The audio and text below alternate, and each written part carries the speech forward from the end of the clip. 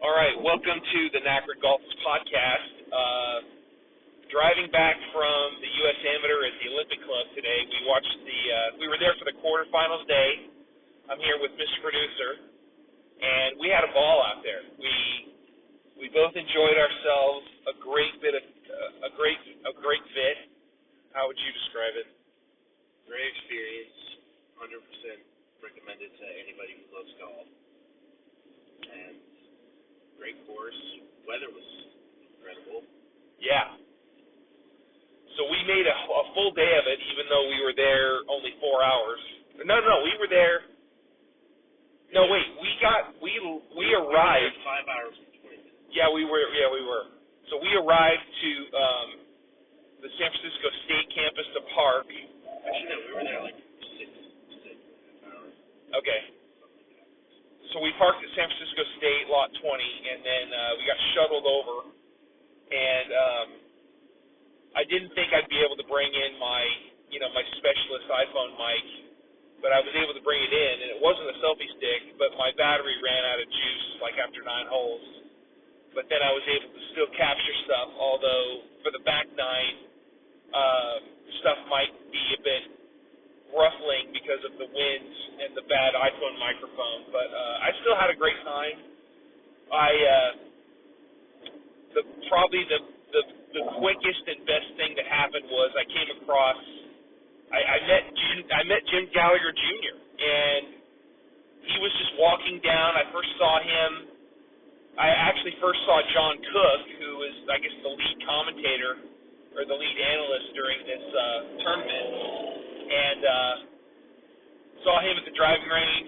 Waved at him, took his picture, and he kind of gave me a brief, acknowledgement. But then we were walking to the first tee, or actually coming out of the gift shop, or actually the pro shop, and we saw Jim Gallagher Jr., and he's doing commentary for NBC Sports and also Golf Channel. So he told me that he was in a truck. He signed a ball for me, and he won the Tour Championship in '93, and I told him that I saw him there, over 30 years ago, and it was great to finally meet him, just briefly. He signed a ball for me, and I actually told him what clubs he had in his bag, and he said, "Hey man, you knew my clubs more than I do, or you remember my clubs more than I do."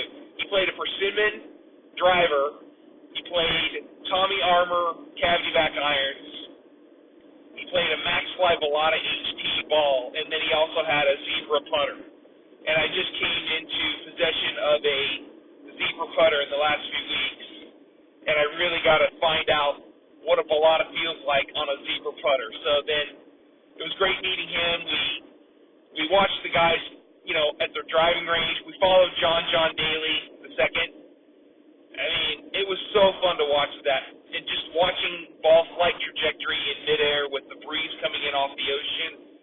It was so majestic to watch, and I loved all of the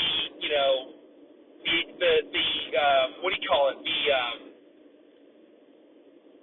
The access that we had walking with the group that we were following. There were only 4 quarterfinal matches going on, and we followed John Daly II, and we followed. Oh man, I gotta get over. I'm over in Oakland. I don't know where the heck I'm going. So anyway, I hope I made the right turn. So anyway, we followed. What was the other kid's name that he was playing? Howell. Mason Howell. So Mason Howell beat John Daly II today. But I mean, it was 1-up. Yeah, 1-up after 18 holes, and usually, I mean, I was so thankful that we were able to finish on the 18th hole, because that's my absolute favorite hole in the world. And got to see the Olympic Club for all its glory and luster, because of they went through a renovation with Gil Hance, removing a whole bunch of trees. But we walked in the fairways, we walked in the pathways between the tees and fairways, and even coming to the U.S. Open in 2012, never got the chance to walk in the fairways and actually walk in the pathway that the players were walking in, and just felt really, really connected with the experience that I was having. And so, met some, great folks in the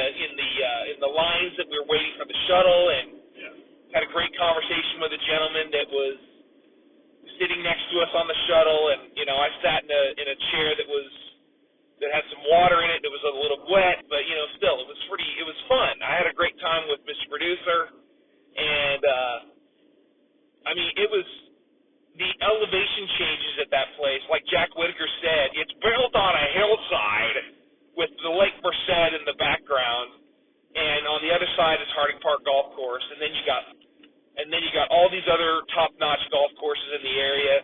It's all Daly City, and you got John Daly Drive, John Daly Boulevard, with John Daly a part of this tournament. It was great, and his dad, drove the 7th green in 1998 during the U.S. Open. And I met all these USGA guys as well. Met Mike Wan. I just briefly saw him on the first tee. I'm like, I know that guy. And then it was either him or John Bodenhammer, who I guess was director of agronomy or whatever it is. And, I didn't see Mike Davis there because he's not a part of the USGA anymore. He leads the U.S. Open in tackles with 1. And I'll never forget when he tackled that rooster crowing guy on the 18th green on Sunday after Webb Simpson won.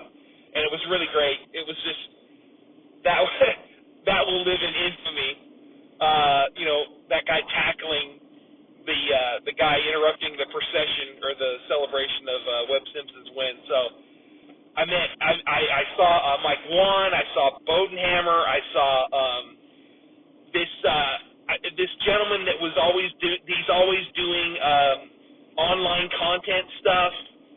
Saw him. I had a picture with him. He was great, and just all these. And then the guy that was announcing the names of the guys teeing off on the first hole, had a picture with him. Just really great, Had a really great time. So anyway, I'm talking too much. What do you think, Mr. Producer? No, you're fine. Okay. So just wanted to, I just thought it was, yesterday may have been more plentiful as far as matches went, but today I thought was really great because we followed the one guy that I've followed a little bit. It was John Daly II, and it was really great to see him. He really hit some fabulous shots. The course was immaculate, and everything is just so tight. The fairways, the greens, the tees. Oh my gosh, it was just immaculate. They had this rough that was really, really thick, and there was a few occasions where it was either John Daly or Mason Howell would hit the ball in the rough and would be close to the gallery, and I had some really good close-up shots. You could be right up against or right next to the player playing a shot, and I could capture video of it, and it was really, really something. So met some folks out there,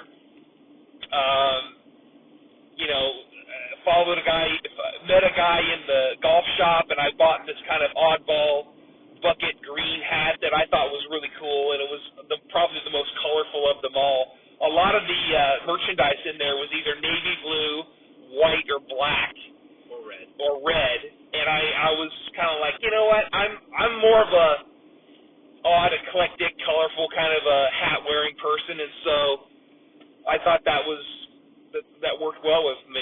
It fits my personality, so it matches the color of the fairway, and I was just so thrilled to just walk up. I was walking up 18, walking up the 18th hole at the Olympic Club, and I stood behind the 18th hole watching the match guys tee off, John Daly and Mason Howell. I watched those guys tee off. And Mason Howell, good Lord, he beat John Daly II, and he totally reminds me of Harris English. I think he is affiliated with Ping, and if he goes pro, he'll probably be playing Ping. But really great seeing him. That guy lashes the ball really great. I mean, they say Harris English is flushing it. This kid was really flushing it as well. Especially, the club head speed coming through those shots with the tee shots, those guys were just smashing the ball down there. And it was really something. So, anyway, just wanted to give a update and just, I was completely nerding out there, giving, like, history. People were talking history, and I was like, giving my 2 cents on that, And I mean, John Cook, they made him the color analysis person on the TV coverage, and he finished second place to Nick Faldo in the '92 British Open when Nick Faldo had 18 pars at Muirfield in '92 to win that. So it was really something. So, man, I just had a great time, and the weather was great. We had a great breakfast at Ren's Cafe in Vacaville, California, and had a really good protein build-up to last the full day that we enjoyed at the Olympic Club. So, all right, yeah, I hope you're all well. Thanks for checking in. Met some folks, shared my YouTube channel with them, and they took the picture of my YouTube channel, and maybe they'll listen to this. Hey, hello, great meeting you guys. And there was a nice lady that said that was excited about it, so great meeting her. I think that might have been on the 12th hole, something like that. But yeah, it was really fun. I just really had a great time. I can't believe that. I mean, I didn't think I'd be able to walk 18 holes at my local course, let alone walk the Olympic Club. So I'm so proud of myself for walking that much. I walked close to 12,000 steps.